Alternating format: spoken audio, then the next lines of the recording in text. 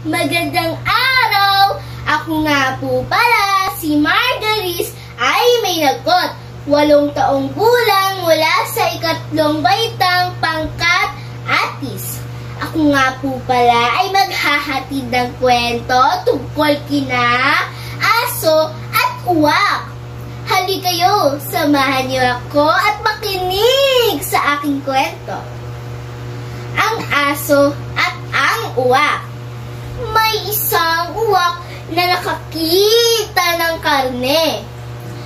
Tinangay niya ito at lumipad ng malayo.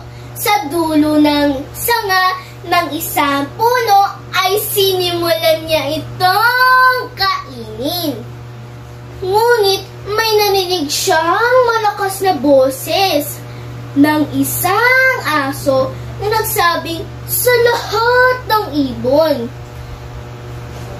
Ang uwak ang magaling, ang pinakamagaling. Walang kakumpara.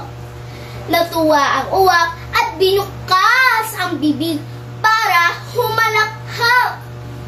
At ang nangyari ay nahulog ang karne mula sa kanyang bibig.